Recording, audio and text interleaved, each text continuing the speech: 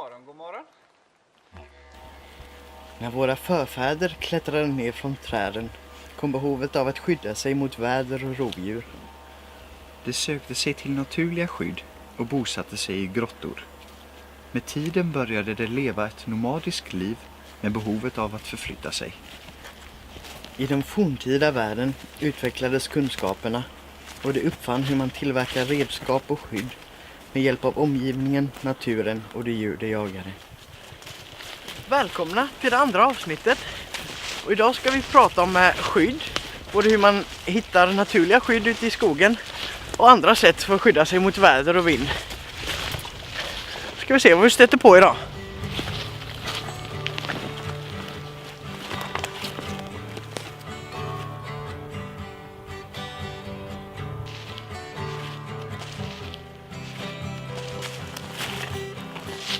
När man kollar efter naturliga skydd så är det ett bra tips att hålla utkik efter granar med lågt hängande grenar.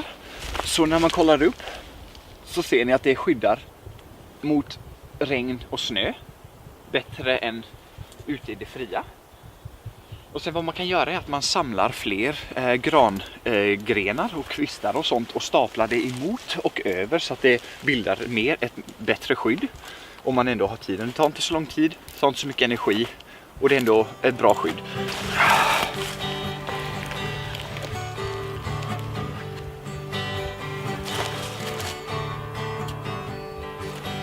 Utmärkt.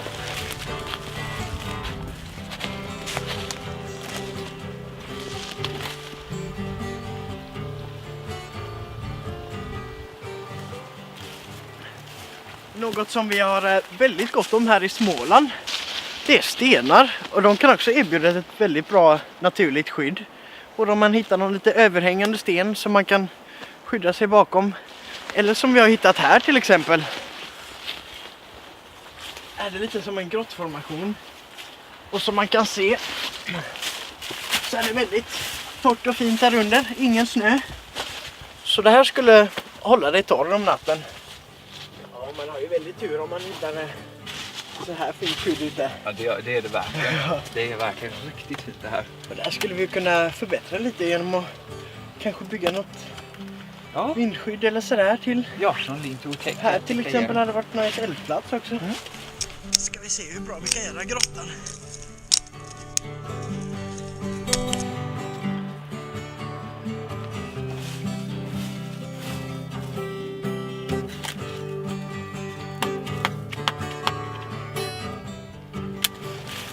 Jag hämtar lite ved för att bygga ett vindskydd.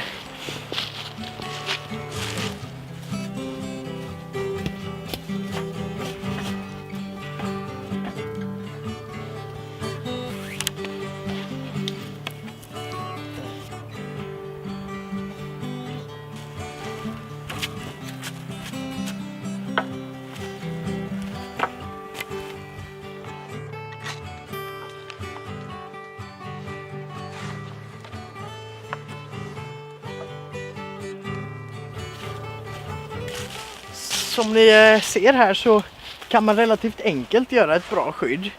Men skulle man behöva så kan man också utveckla det här. Till exempel lägga lite grankvistar över.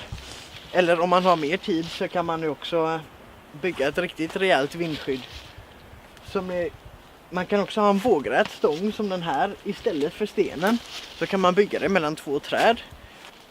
Men det här kan man göra inom ett par timmar och sova bra.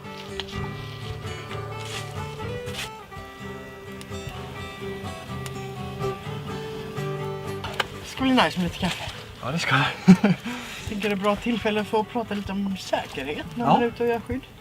Det är det. Det finns några viktiga punkter man egentligen måste tänka på när man ska bygga skydd ute i skogen. Vi kan väl börja med att man aldrig ska göra ett läger vid en rotvälta. För en rotvälta kan ju se väldigt inbjudande ut. Det kan vara som nästan som ett vindskydd.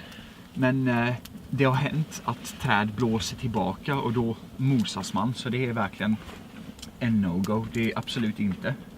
Och en annan sak som är bra att göra är att man kollar upp. För när man är ute i skogen så kan det vara döda grenar som hänger i träden. Och de vill man inte att de trillar ner på en när man sover. Nej, de heter Widowmakers på engelska. Och sen är det ju bra att undvika myrstackar. Bara för det självklara fallet att man helst inte vill ha myror i sovsäcken.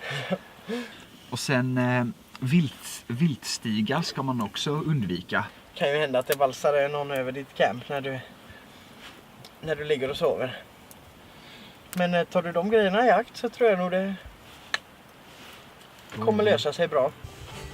Är du sugen på lite?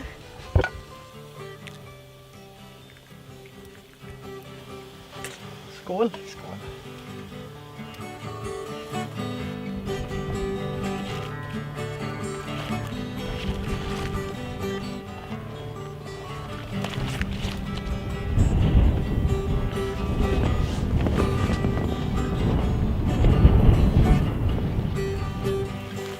Här ser jag en bra plats att hänga upp tarpen på med 2 träd som kommer funka jättebra. Och så ska jag visa lite olika skydd man kan göra. Fördelarna med en tarp tycker jag är att den är så pass liten. Den är väldigt lätt. Just den här modellen väger 790 gram men det är ganska grov så man kan även hitta mycket lättare. Då kör vi!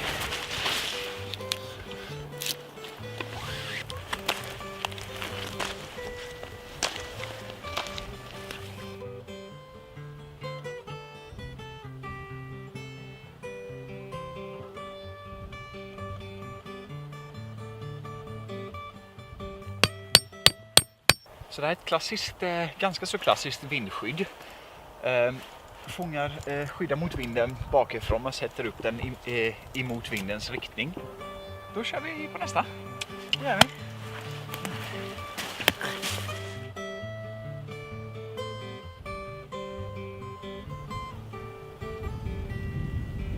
Det är ett ett plogskydd kan man säga. Den plogar vinden bakifrån och skyddar även mycket mot regn.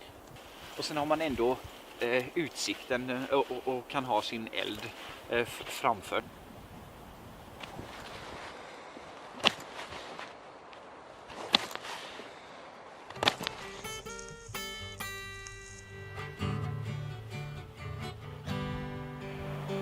Mysigt, vindtätt. Och ja, bra här inne kan jag säga. Ska vi gå in och kolla? Ja, välkomna in. Då har vi öppningen där. Och det är det här skyddet jag föredrar när det blåser väldigt mycket ute eller är liksom ösregn längre perioder och sånt. För då är man helt skyddad. Packar vi ihop och går till nästa? Yes.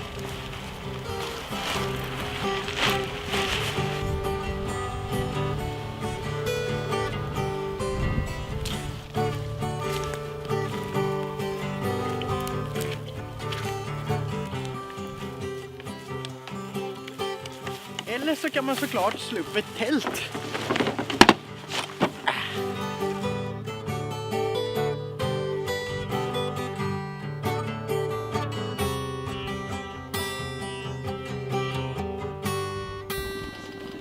Nu kommer det, det ska bli riktigt gott.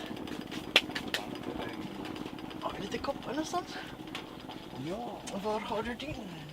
Den står där uppe, där precis.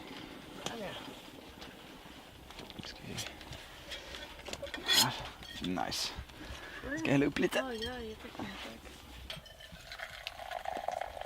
Nice. Kvällskoppen. Vill du ha lite mjölk i kaffet? Ja, tack.